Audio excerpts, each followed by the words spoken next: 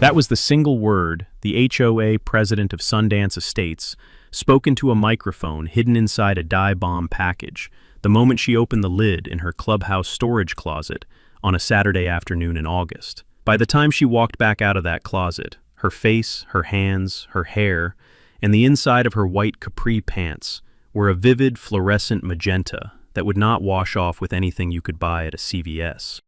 She had been stealing packages from Sundance Estates residents for 6 years. 47 of them belonged to me. The rest belonged to 22 of my neighbors over the age of 70. She thought she was opening a Yeti tumbler. She was actually opening federal mail theft charges that came with a U.S. postal inspector parked 4 blocks away in an unmarked Crown Vic. Tell me below, would you have stopped her or rigged the bomb yourself?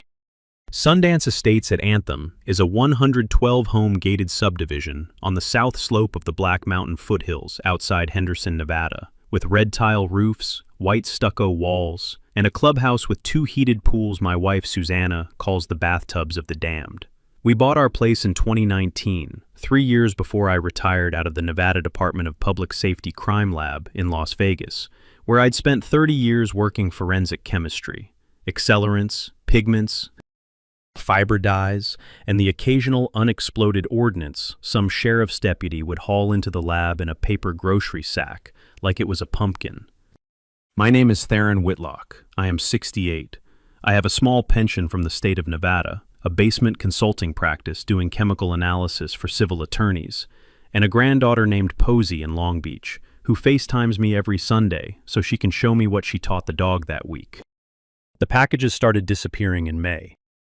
The first 3 were small: a pair of replacement filters for Susanna's nebulizer, a book of crossword puzzles she'd ordered for our friend Anita up the cul-de-sac, who was recovering from a hip surgery, a box of oolong tea I'd ordered from a tea company in Portland because Susanna had developed an unreasonable affection for it after our daughter Larkin took us up there in 2022. The Amazon delivery photos showed each package on our porch, in plain afternoon light, in front of the door. Within 90 minutes of each delivery, the packages were gone. I called Amazon. They refunded the first one, replaced the second, and on the third one, a customer service representative in Indianapolis named Jolene asked, very gently, if I had Ring camera footage I might want to share with local law enforcement. I did not have a Ring camera. Susanna and I had agreed when we moved in that we did not need to live like a bank vault. I drove that afternoon to the Best Buy in Green Valley and bought 4 motion-activated cameras with infrared and cellular uplink, the same brand the lab used to use for chain of custody footage on outdoor evidence storage. By that evening, I had 2 pointed at the porch, 1 at the driveway, 1 at the side gate. 3 days later, another package vanished. The footage showed it.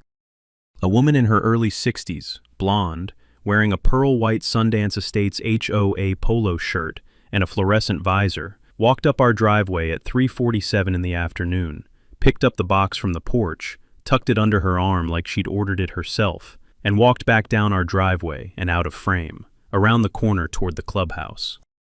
I knew her face. Everybody in Sundance Estates knew her face. Carla Beauchamp had been HOA president since 2014. She drove a champagne Lincoln Navigator and wore a small gold cross on a thick gold chain. I sat at the kitchen table and watched the clip 3 times. Susanna came in with her reading glasses on and watched it once. Theron. I see her, hun. Why? I did not have an answer for that one yet. I had the footage. I had her face. I had the timestamp. I drove to the Henderson Police substation that afternoon and filed a written report. The officer at the front desk, a kind-eyed man named Sergeant Peterson, took the report carefully, asked me to email the video, and told me he would forward the matter to the Property Crimes Unit. He also told me, gently, that low-dollar package theft was difficult to prosecute and that I should not get my hopes up. I told him I understood. I drove home. I started a binder.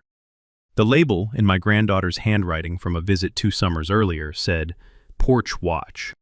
The HOA board meeting was on the 2nd Thursday of June, in the clubhouse multi-purpose room, with metal folding chairs, a card table at the front for the officers, and a coffee urn that had been brewing the same pot since approximately the Reagan administration. I went. I sat in the 3rd row. I had the binder under my arm and a flash drive in my breast pocket. Carla called the meeting to order at 6:03. She wore a pale blue blazer over a white shell, the same gold cross, and reading glasses on a beaded chain that swung when she gestured. She gabbled through the minutes, the treasurer's report, and a discussion of an irrigation breakage on the 8th tee of the practice green at the back of the development. At 6:26, when she opened the floor for resident comments, I stood up. Mrs. Beauchamp, board members, my name is Theron Whitlock. I live at 2212 Coyote Mesa Court. Over the past 5 weeks, 8 packages have disappeared from my front porch within 90 minutes of delivery. On the 11th of June, my home security camera captured the most recent theft. I'd like to share the footage with the board. Carla's face did not move. The treasurer, a retired insurance broker named Wade Heffler, glanced at her and then back at me with a careful expression. Of course, Mr. Whitlock, Carla said, smiling. Please go ahead.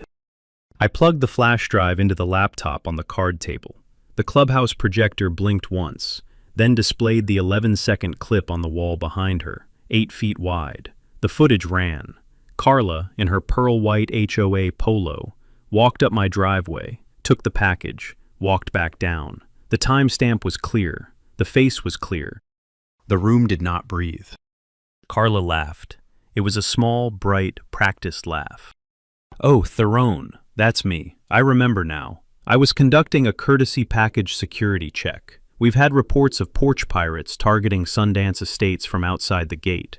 And as president, I've taken it upon myself to walk the cul-de-sacs in the afternoons and temporarily secure unattended deliveries. I was going to bring it back to you the next day. I must have gotten distracted. You did not bring it back, Mrs. Beauchamp. Oh, I know. I do apologize. I'll get it to you this week. What was in it, dear? Replacement filters for my wife's medical nebulizer. A very small flinch passed across her face and was gone. Of course, I'll bring them over tomorrow morning. She did not bring them over tomorrow morning. She did not bring them over at all. The packages I had been losing did not come back. What did come back, on the Tuesday after the meeting, was a certified letter from the Sundance Estates HOA fining me $400 for creating a hostile environment for volunteer board members through public, unfounded accusations. I read the letter twice on my front porch. A roadrunner crossed the cul-de-sac at a slow, dignified pace. Susanna brought me out a glass of iced tea. How much? $400. That's how much they normally fine for an unauthorized lawn ornament. I know. I went inside, scanned the letter, and emailed it to a Henderson civil attorney named Esme Lillard, whom I'd known socially for years through the State Bar's annual fundraiser for the women's shelter in Boulder City. Esme called me back inside of 20 minutes. Theron, they put it in writing. After you played the footage at the meeting, after she admitted on the record she had your package, they put it in writing and certified mailed it to you. They are not, my friend, the brightest tools on the porch. What's our move? You don't pay it. You don't argue it. You let it sit. Meanwhile, I want every piece of camera footage you've collected in the last 5 weeks. I want every Amazon refund receipt. I want a contemporaneous list of every neighbor in Sundance Estates over 65 who you suspect might be losing packages they haven't reported. And I want you to file a formal complaint with the U.S. Postal Inspection Service online portal today. Federal. Mail theft is a Title 18 felony, Theron. You know this. The amounts add up. The pattern matters more than the dollars. I filed the federal complaint that night. I received an automated confirmation number within 90 seconds. The case status, when I checked it the next morning, said referred for review. I started a second binder. The label said Carla. She did not stop. People like Carla never stop. They adjust. The pattern shifted. The packages that arrived during daylight hours, when Susanna or I might be at the kitchen window, stayed where the carrier put them. The packages that arrived during the 11 o'clock to 1 o'clock midday window, when most of Sundance Estates was at the country club for lunch, vanished. The packages that arrived in the late afternoon, when Carla had her Pilates class at 4, also stayed. Carla had clocked our schedules. Carla had clocked the Amazon, FedEx, and UPS schedules. Carla had clocked, somewhere in her practiced internal mathematics, exactly when the porch went unwatched. I started running the surveillance like an evidence intake at the lab. I logged every delivery time, every camera trigger, every package ID number, every Amazon refund. I built a spreadsheet. I added a column for Ring doorbells at neighboring houses I could see from the upstairs window. I made notes on Carla's car movements, when her garage door went up, when her HOA polo shirt was visible through her front bay window. Within 3 weeks, I had a clean pattern. Carla was making 14 to 17 package pickups per week across at least 9 houses on Coyote Mesa Court, Bobcat Ridge Drive, and Saguaro Spring Lane. I matched 7 of those houses to residents I knew were over 70. I matched 2 to a young single mother who had moved in the previous year. The dollar value, by my conservative estimate, was running between $4,000 and $7,000 per month. I started knocking on doors. The first door I knocked on was Anita Vermeulen's, 3 houses up. Anita was 74, a retired oncology nurse from Sacramento, the woman whose hip recovery crossword book had been one of the first packages to vanish back in May. I sat at her kitchen table with a cup of decaf and a plate of butter cookies, and I asked her if she had been losing packages. Her eyes welled up before I finished the sentence. She had been losing packages since the previous September, 16 of them by her count. She had stopped reporting them to Amazon after the 3rd one, because she didn't want her daughter in San Diego to think she was getting forgetful. 2 contained prescription refills for her glaucoma drops. 1 had been a birthday gift for her great-nephew, a $10 science kit. She had cried about that one in the bathroom for an hour, because she'd had to call her niece and explain. I sat with her at her kitchen table for 90 minutes. I took notes. I listened. Over the next 2 weeks, I knocked on 22 doors. 18 of them opened. Of the 18, 14 had been losing packages. The total reported losses, when I added them up, came to over $41,000 across 2 years. The most painful one was Mr. Don Cleveland, who had lived alone since his wife Vesta had died of a stroke in 2021. Don was 81. He had been losing packages for 18 months. One of the missing packages, in March of the prior year, had contained a 30-day refill of Vesta's old blood pressure medication, which Don had quietly continued ordering after her death because he could not bring himself to call the pharmacy and tell them she was gone. Vesta's prescription had ended up, Don suspected, in Carla's clubhouse storage room. Don had cried when he told me. So had I. By the time I had filled the second binder, Susanna's nebulizer filters had been gone for 32 days. Susanna had asthma, triggered by Mojave dust storms, which we got about 4 times a year. We were 2 weeks into July. The monsoon was about to start. On the morning of July 18th, the dust came in over the Black Mountains at 5:45 a.m., the way it does every summer, with a sky the color of a bruised apricot and visibility down to a quarter mile by 6. By 7, Susanna was on the nebulizer she had been making do with on backup parts. By 7:15, the filter clogged. By 7:30, she could not catch her breath. By 7:45, I was driving her to Street. Rose Dominican Hospital, with the windows up and the AC on recirculate, and her hand on my forearm. She was admitted for observation overnight. The ER doctor, a young woman named Dr. Park, told me that without proper filtration, asthma exacerbations like this one could escalate quickly to respiratory failure in patients of Susanna's age and lung history. I sat in the chair next to Susanna's bed for the next 6 hours. Around 2 in the afternoon, while Susanna slept, I called Esme Lillard from the parking garage. "It just got worse, Esme." "How?" I told her. She was quiet a long time. "Theron, I'm going to call the U.S. Postal Inspector's regional office in Phoenix this afternoon. I think we just upgraded the case." The postal inspector who took the case was a woman named Inspector Renata Vasquez, out of the Phoenix field office. She was 46, 10 years on postal inspection service after 8 years with Arizona DPS narcotics, and she had the calm, settled voice of a woman who had executed exactly this kind of arrest about 90 times in her career, and was prepared to make number 91 feel just as professional as the first. She drove the 4 hours up from Phoenix on a Friday morning and met me at my kitchen table with a yellow legal pad and a recorder. She read my entire spreadsheet without interrupting. She watched 17 minutes of camera footage. She read the witness statements from Anita Vermeulen and Don Cleveland. She made small, careful notes in the margins of her pad and pencil. When she finished, she set down her pen and looked up at me. "Mr. Whitlock, I'd like to ask a few questions. Is the witness Don Cleveland willing to testify?" "Yes." "Is the witness Anita Vermeulen willing to testify?" "Yes." "Are there other Sundance Estates residents over the age of 65 who have been losing federally protected mail and would be willing to provide written statements?" "At least 11 of them, on the record." "Any of them losing Social Security correspondence, Medicare statements, or government tax mail?" "At least 4. She wrote that down. She underlined it twice. "Mr. Whitlock, mail theft of any item delivered through the U.S. Postal Service is a violation of 18 U.S.C. 1708, punishable by up to 5 years in federal prison per count.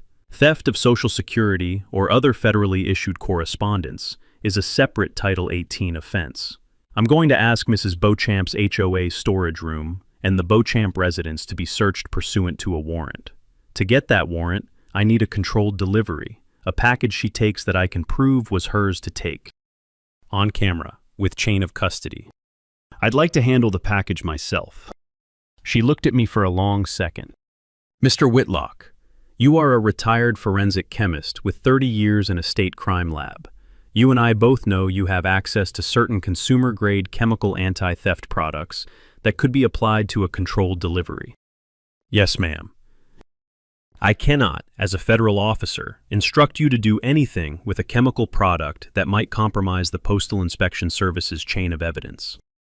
"No, ma'am." "I can, however, instruct you that any package you mail to yourself through the U.S. Postal Service becomes federally protected mail the moment a postal carrier sets it on your porch. Anything that happens to that package after that point is, technically and legally, the perpetrator's problem." I let that sit on the table between us for a moment. Inspector Vasquez. "Mr. Whitlock, how much warning do you need before I do something?"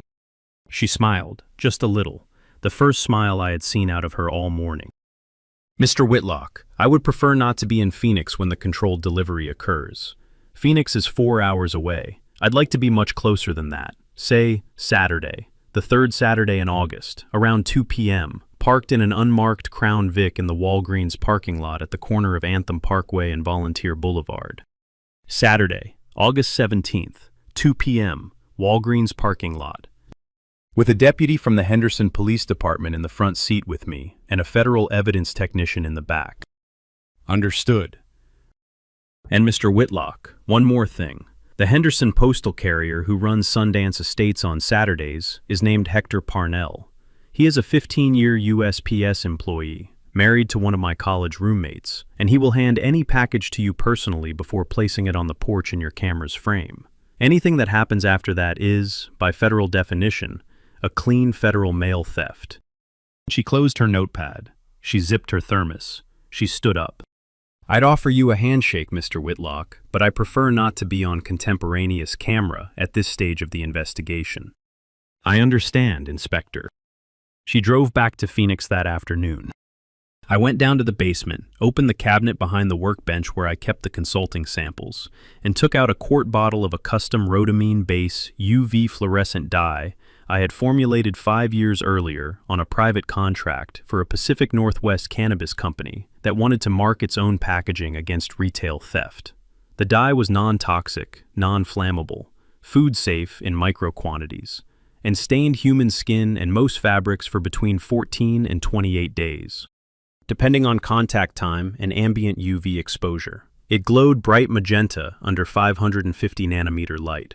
It came off, eventually, only with a sustained acetone wash that no one without an industrial chemistry license was likely to attempt on themselves. I set the bottle on the bench. I started sketching the trigger mechanism on a yellow pad. It was July 24th. I had 3 weeks and 4 days. The discovery that broke the case open came 8 days later, from a source I had not been expecting. Anita Vermeulen called me on a Wednesday morning at 6:15, just after sunrise, while I was on the back patio with my coffee, watching the desert dawn turn the black mountains the color of new copper. Her voice on the phone was tight, the way a nurse's voice gets when she has stopped letting her own emotions interfere with what she has to say. "Theron, I need you to come over." I went over in my house slippers. Her front door was unlocked. She was in her sunroom, a yellow legal pad on her lap, 3 open shoeboxes on the coffee table, and the look on her face that her oncology patients had probably seen 1,000 times when she had to tell them what was on the chart. Anita. My friend, Vesta Cleveland, Don's wife, the blood pressure medication I told you about. Yes. Vesta died on March 17, 2021. The death certificate, which I have here from Don, lists the cause as a hypertensive cerebrovascular event. Her blood pressure had been managed for the previous decade by twice-monthly refills of lisinopril and amlodipine. Don picked them up himself at the Walgreens on Anthem Parkway every other Tuesday. The prescriptions had started transitioning to direct mail order through her insurance plan in January of 2021. Don has the records. He brought them over to me last night when he couldn't sleep. The first 3 mail order refills, which arrived in January, February, and March of 2021, never made it to the house. Don thought at the time the insurance had screwed up. He paid out of pocket for emergency 30-day refills at Walgreens for January and February. By March, he was traveling to a daughter's wedding in Reno. Vesta missed 3 days of medication. She had the stroke on the morning of the 17th. I sat down very carefully across from her. Anita. It might be coincidence, Theron. Vesta was 76. Strokes happen. But 3 missed days of antihypertensives in a woman with that history is the textbook recipe. And the packages went missing. Did Carla live in the neighborhood in March of 2021? She was already HOA president. She had been HOA president since 2014. We sat in the sunroom in silence for a long time. The light coming through Anita's sliding glass door was the bright pink of a new desert morning, the kind of light my forensic chemistry instructor at UNLV had once described as the cleanest reading light in the world. "I want to bring this to Inspector Vasquez," I said. "Yes, you do." "I want to bring it to her with everything else. I will testify to it. Don will testify to it. We have the death certificate. We have the prescription records. We have the mail order shipping confirmations. We have the Walgreens emergency fill receipts. We have the timeline." I called Inspector Vasquez at 7:05 from Anita's sunroom. She picked up on the second ring. "Inspector Vasquez." "Inspector, I think there may be a death involved." She did not say anything for a moment. "Walk me through it, Mr. Whitlock." I walked her through it. She made me stop twice while she wrote things down. When I finished, she was quiet for an even longer moment. "Mr. Whitlock, I am going to make some calls. The Postal Inspection Service does not normally consider a deceased victim's intervening medical event a direct chargeable cause, unless there is unbroken evidentiary chain. But the pattern just changed. We are no longer talking about a property crime ring. We are talking about a woman who has been intercepting prescription medication, Social Security checks, and Medicare correspondence from elderly residents for 6 years. That changes the ceiling on this case considerably." "Yes, ma'am." "Mr. Whitlock, your controlled delivery is now scheduled in 12 days. "Understood." I hung up. Anita reached across the coffee table and took my hand. We sat that way for a while. The case had just become a different case. The dye bomb was, in chemistry terms, the easy part. I built the trigger from a modified pressure-release mousetrap, the kind you can buy at any True Value hardware store. With the spring arm replaced by a small bent piece of stainless steel, I shaped on the bench grinder in the garage. The trigger sat under the lid of the package, held closed by the 2 pieces of brown packing tape I had used to seal the cardboard. When the lid came off, that is, Carla put her hands on the box and pulled the tape back, the spring released, the arm snapped, and a small glass ampule of the rhodamine-based dye broke against a brass cup pressurized by a tiny CO2 cartridge salvaged from a recycled paintball loader. The dye atomized through a small array of brass nozzles, arranged in a 120-degree cone, aimed upward at the face of whoever was opening the box. The contents above the trigger were a small, weighted Yeti coffee tumbler I had ordered specifically because the box would feel reasonable in the hand. The tumbler itself was wrapped in tissue paper, sprayed lightly with the same dye, so that anyone sorting through the contents in confusion afterward would only spread the marker further. I tested the trigger 17 times in the basement on cardboard boxes filled with crumpled newspaper. 16 of 17 activations were clean. The 17th misfired because I'd packed the CO2 cartridge with too much torque and partially burst its seal during prep. I rewrote the prep protocol on a yellow pad. I tested 4 more times. All clean. Susanna watched one of the tests from the bottom of the basement stairs. She did not say anything for a long moment when the magenta cloud blossomed out of the cardboard. Theron. Yes, hun. That looks expensive. The die is $600 a quart. The trigger is $12. The cartridge is $1.75. The Yeti tumbler is $40. How long does the die last on skin? 2 to 3 weeks under normal conditions. Much longer if she touches her face. Considerably longer under UV light, which I assume the Henderson booking facility has on its photo desk. Susanna nodded once, slowly. Theron. Yes, hun. Don't miss. I won't, hun.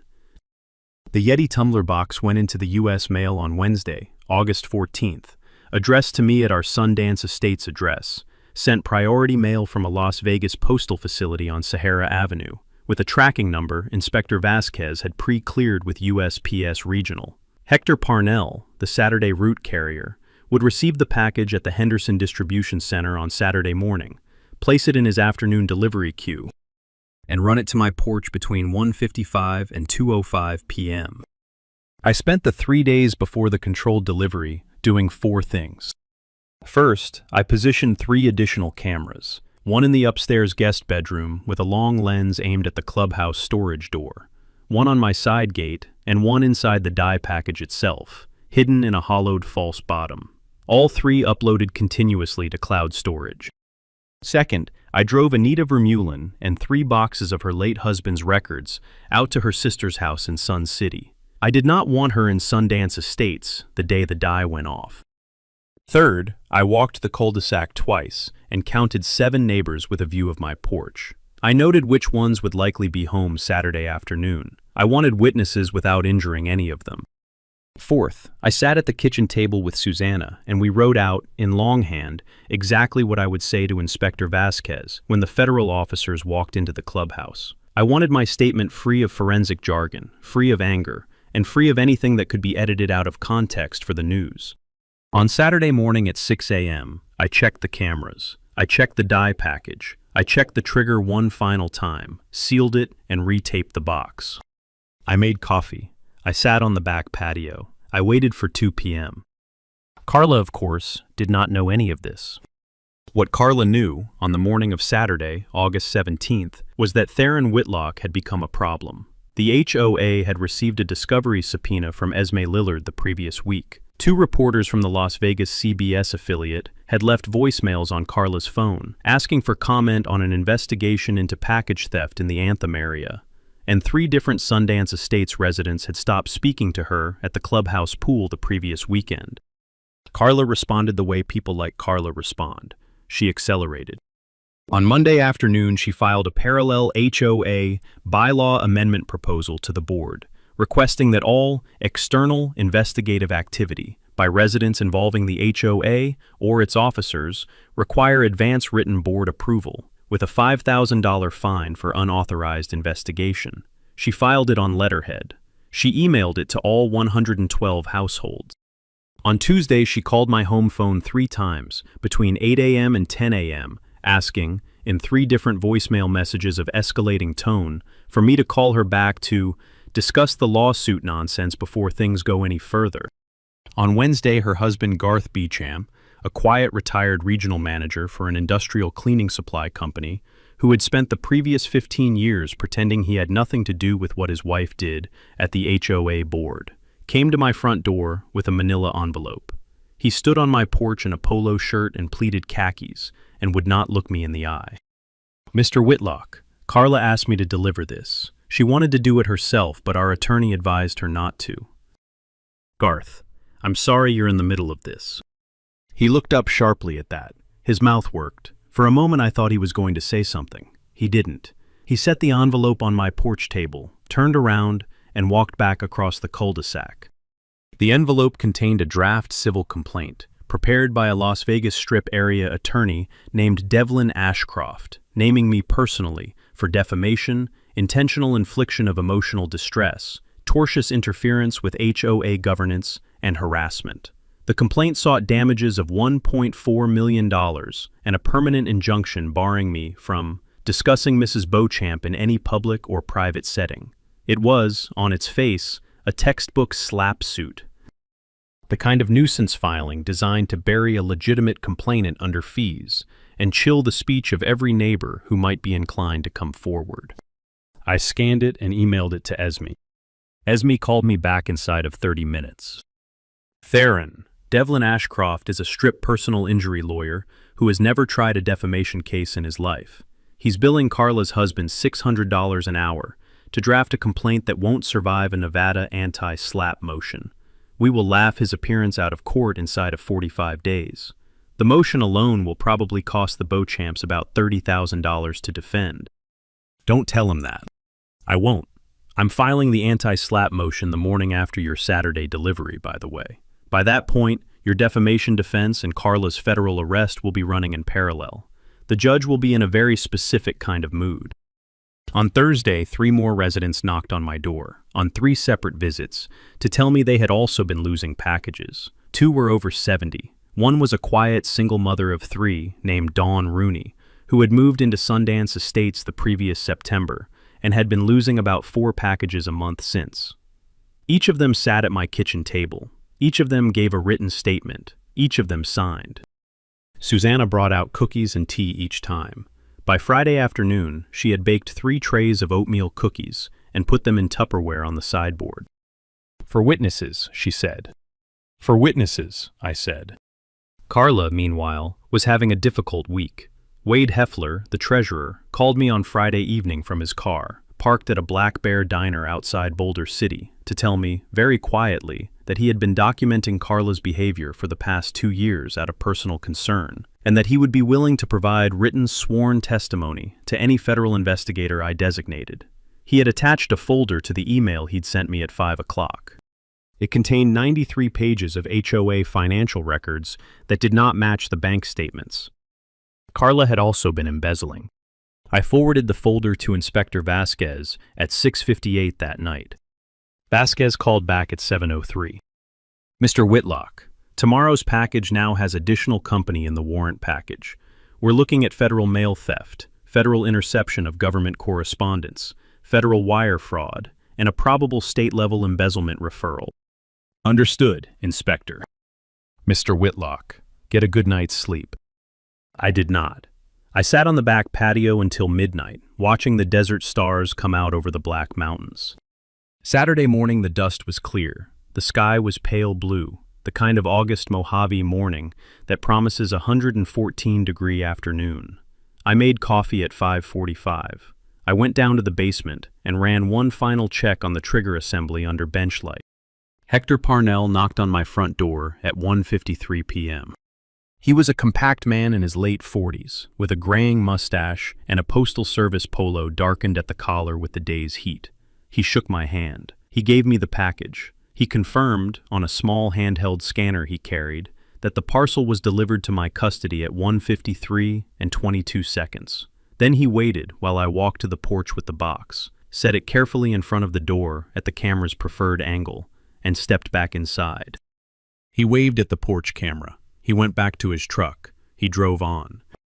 I went upstairs to the guest bedroom and sat in the chair I had set up at the long-lensed camera. I opened the cellular tablet that mirrored the porch camera live to my hand. I waited. Carla appeared at 1:58. She was in a coral pink visor, her standard pearl white HOA polo, white capri pants, and tennis shoes. She came out of her front door, glanced both ways down the cul-de-sac, and walked across the pavement at the pace of a woman who had made this exact walk 400 times in the previous 6 years, and had stopped bothering to fake the casualness. She came up my driveway. She bent at the waist. She picked up the package. She straightened, tucked the box under her arm, turned, and walked back across the cul-de-sac. She did not go home. She walked past her own driveway and continued down the cul-de-sac toward the Sundance Estates clubhouse, 300 yards away. Inspector Vasquez was watching the same camera feed on her own tablet from the Walgreens parking lot at the corner of Anthem Parkway and Volunteer Boulevard. She texted me at 1:59. Got it. Stand by. Carla unlocked the clubhouse side door with her HOA officer key fob at 2:01. She walked through the multi-purpose room, past the metal folding chairs and the Reagan-era coffee urn. She unlocked the storage closet at the back of the room. She stepped inside. She closed the door behind her. I had not been able to put a camera inside her clubhouse storage closet. The box camera, however, was inside the box. For 37 seconds, the in-box camera saw only the inside of cardboard. Then it saw light. Then it saw a wedge of fluorescent ceiling. Then it saw Carla's face from 12 inches away as she pulled the lid up. The trigger arm released. The CO2 cartridge ruptured. The rhodamine dye atomized into a 120-degree upward cone with a pressure of 63 pounds per square inch. The footage from inside the box went magenta and cut out at the moment the camera's lens was painted over. The audio, however, kept rolling for another 4 seconds. There was a small, wet hiss. There was a sharp inhale. There was a single, perfectly clear word spoken at conversational volume by a 61-year-old white woman in a suburban clubhouse storage closet outside Henderson, Nevada. Oh. And then, a beat later, in a different and much more compressed voice. Oh no. I sat in the upstairs guest bedroom and watched the camera feed go dark with the blank, professional satisfaction of a man who had spent 3 weeks building exactly the right machine for exactly the right job.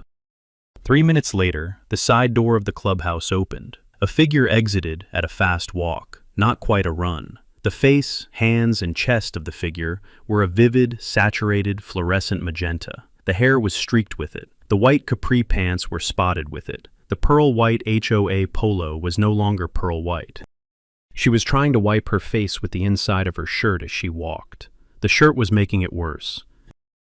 She reached her own front door and went inside.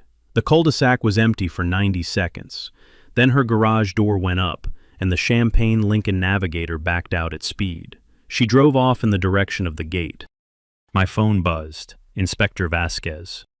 Mr. Whitlock, confirm visual. Magenta from the chest up, Inspector. Streaked hair, attempting to wipe. Just left in her Navigator headed northbound on Anthem Parkway. We are following her in a black Suburban 2 blocks back. She is currently driving toward what I assume is a CVS on Eastern Avenue. We will be at her residence with the warrant by 4 p.m. Henderson PD has units staged on her cul-de-sac as of 3:15. The federal evidence team is en route. Understood, Inspector. Mr. Whitlock. Yes, ma'am. That dye is something else. I let myself smile. Yes, Inspector. Carla did not return home immediately. She drove first to a CVS on Eastern Avenue, where she bought nail polish remover, makeup remover wipes, lava soap, and sunscreen, presumably hoping to scrub the dye off in the bathroom. The dye did not come off, because the rhodamine was bonded to keratin and fabric proteins by a color-fast formulation engineered specifically to resist consumer-grade solvents.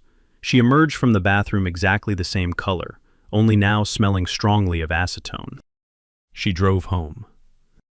She arrived in her cul-de-sac at 4:06 p.m. 5 vehicles were waiting for her.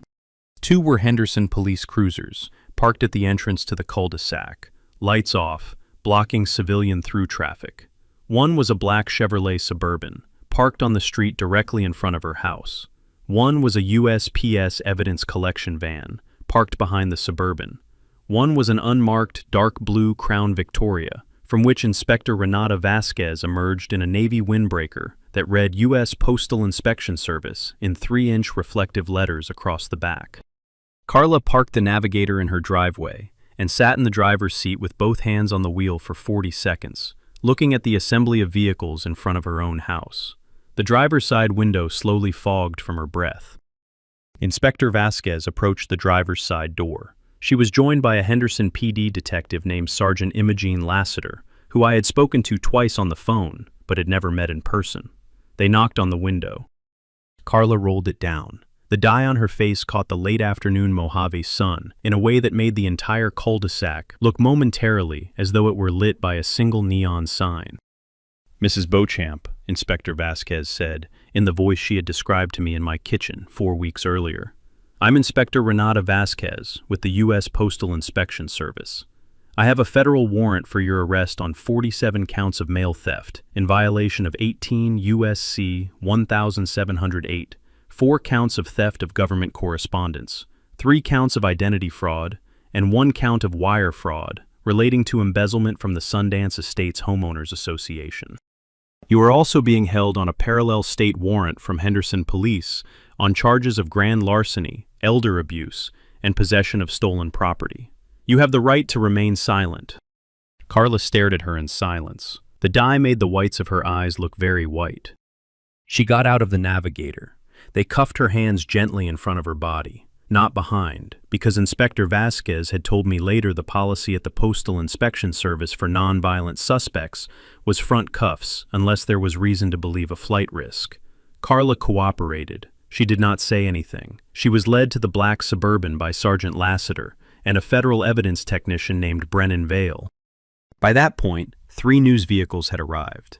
KLAS, KSNV, and the local Fox affiliate had all gotten the call from Inspector Vasquez's PIO at 2:20 p.m., which had been her plan all along. Cameras were rolling. The arrest was streamed live on 3 Vegas evening news websites by 4:18 p.m. The dye photographed even better on broadcast video than it had on my home cameras. It glowed. The clubhouse storage closet was opened by federal evidence technicians at 4:45 p.m. with a master key that Wade Heffler had voluntarily provided. The closet, which was approximately the size of a walk-in pantry, contained 412 unopened packages, 300 of them addressed to Sundance Estates residents, ranging in delivery date from January 2019 to August 17th of the current year.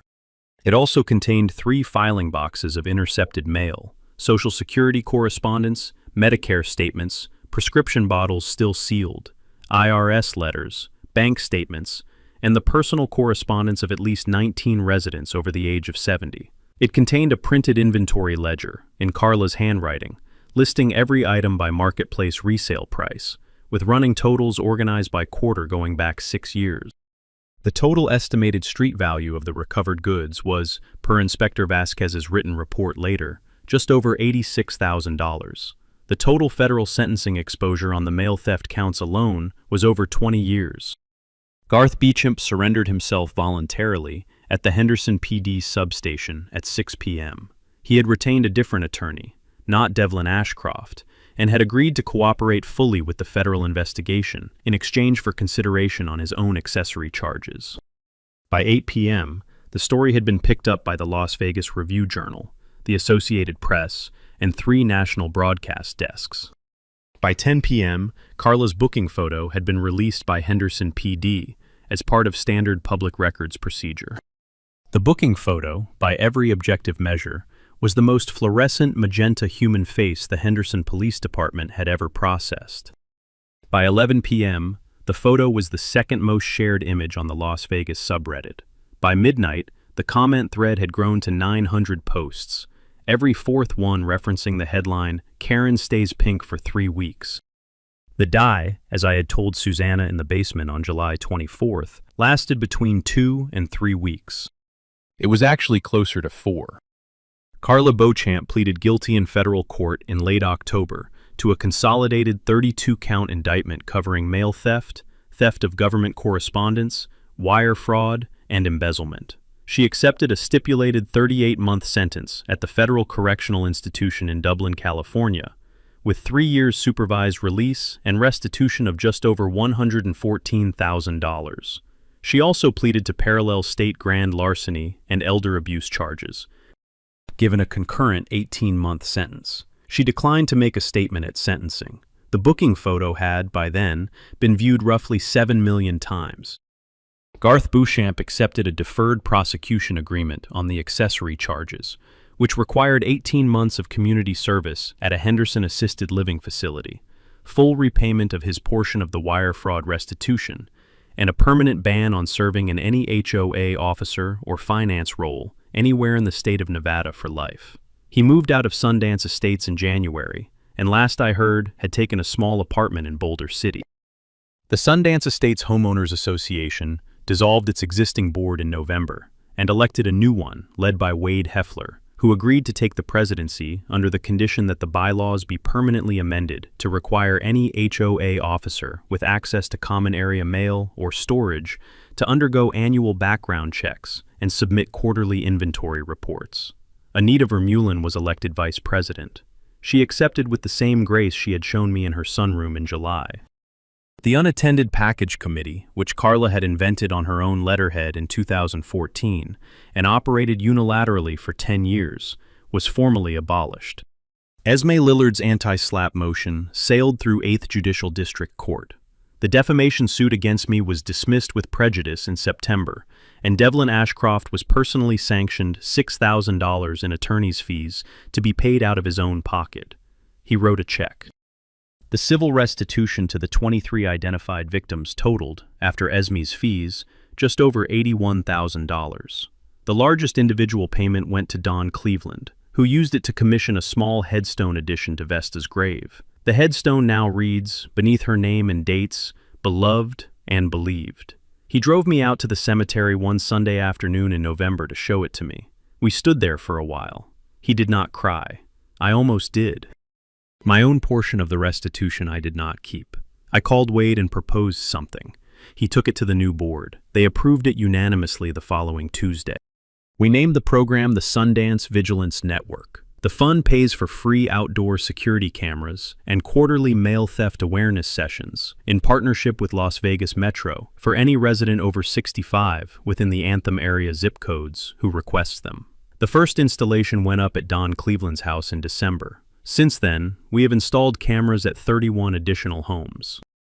The Henderson Police Department reports that mail theft incidents in those zip codes have dropped by 41% year over year. Inspector Vasquez sent me a handwritten card at Christmas. It said, simply, "Nice work." I also volunteered to teach a 4-week summer enrichment course in introductory forensic chemistry at Coronado High School starting next June. Susanna and I will fund it ourselves. 18 kids signed up in the first week of registration. One of them, the granddaughter of a Sundance Estates resident named Flora McMurtry, whose package losses had topped $600, signed up specifically because she wants to be a postal inspector when she grows up. I told her Inspector Vasquez would visit her class in person. Inspector Vasquez has confirmed. The cameras stay up on my own porch. Susanna and I have both stopped pretending we don't need them. The cul-de-sac has been quiet since August. The packages get to the door now. The neighbors wave when they walk past in the mornings. If your packages have been disappearing for months, write the dates down, photograph the porch, pull the camera footage, find your Esme, find your Inspector Vasquez. The petty tyrants of the world have always counted on the assumption that elderly people in suburbs would never be believed. They are wrong. Tell me your story in the comments below. Where are you watching from? And what did your HOA take from you? Subscribe so you don't miss what comes next. The next story I have for you involves a small-town diner, a stolen recipe, and a quiet old line cook in eastern Kentucky who waited 11 years to hand someone the menu they deserved. Pull up a chair. What's there with me about Terrence's love story, Eden the Dive Bomb? Even though the dive bomb is one of the most satisfying things this channel has ever told you about. What's there with me is that an 81-year-old widower named Dan Cleveland spent 2 years thinking the U.S. Postal Service has failed his dying wife, when in fact a woman 2 doors down has been intercepting their prescription medication for personal profit. What's there with me is that an oncology nurse named Anita Vermeulen stopped reporting her stolen packages because she didn't want her daughter to think she was getting forgetful. That's how the scheme works. They feed on shame. They count on people not talking. Terrence broke that the moment he started knocking on doors. 23 neighbors gave statement because when quiet retired chemists sat at their kitchen tables, bring their coffees. And listen, if your packages has been disappearing, talk to your neighbors. Pull the camera footage. File the photo complaint. Fire Inspector Rescue. Drop a comment if you ever stood across the lines from a Karen with a clipboard. Hit subscribe so you don't miss the next one. A small town dinner, a stolen receipt, an innocent Kentucky like cook. I see you there.